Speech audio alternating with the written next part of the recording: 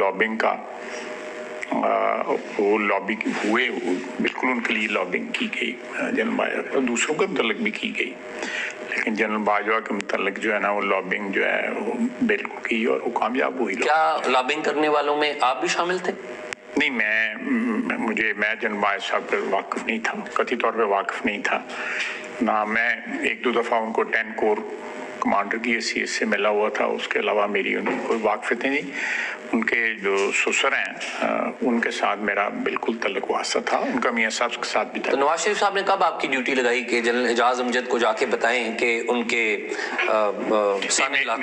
या आपने चेक किया हो? नहीं, मेरी कोई ड्यूटी नहीं लगी थी ना, मैंने उनको जाकर बताया। मियां साहब ने मेरी इस सिलसिले में बिल्कुल, मैं ऑनेस्टली बता रहा हूँ। अच्छा ख्वाजा साहब, इस बारे में तो आपकी ड्यूटी नहीं लगी थी, लेकिन उस टाइम ये इतला थी, आपको याद होगा कि जनरल बाजवा पर उनके के मजहबी नजरियात क्या हैं, उस पर एक बड़ी एक कैंपेन चल रही थी और प्रोफेसर साजिद मीर उन्होंने एक स्टेटमेंट भी दे दी थी जनरल बाजवा के हवाले से।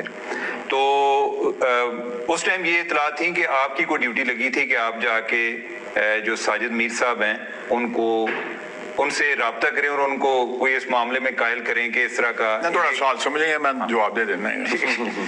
वो साजिद मीर साहब मेरे बड़े भाई हैं, मेरा बड़ा एहतराम का, बहुत एहतराम का रिश्ता है। तो जब ये सोशल मीडिया पे चला तो मेरी ड्यूटी लगाई गई कि मैं साजिद मीर साहब को ये जो गलतफहमी है वो दूर करूं।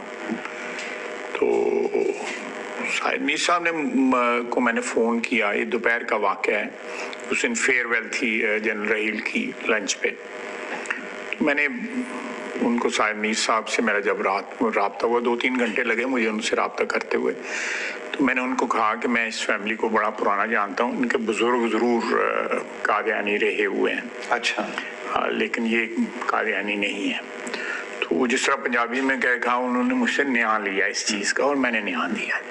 अच्छा, वैसे जो जनरल बाजवा है, इनके वालिद की कब्र तो उधर गखड़ में नहीं, मैंने दिया ना, वो उन्होंने बाद में चेक भी किया।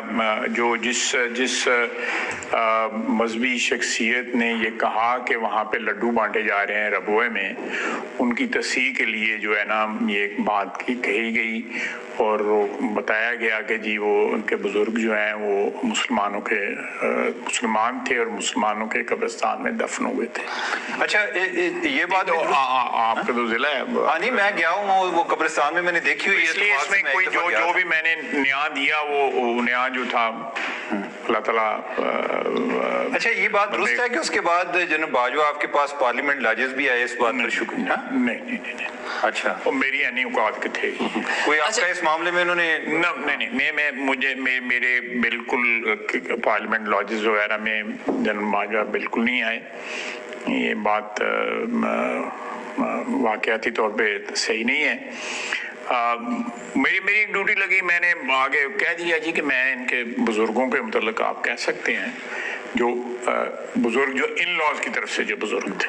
मैं बाजवा साहब की फैमिली को कथित तौर पे नहीं जानता। उनके एक दो अजीज जो हैं वो मेरे साथ बैंक में रहे हुए हैं, मेरे बड़े बड़े अजीज दोस्त हैं वो।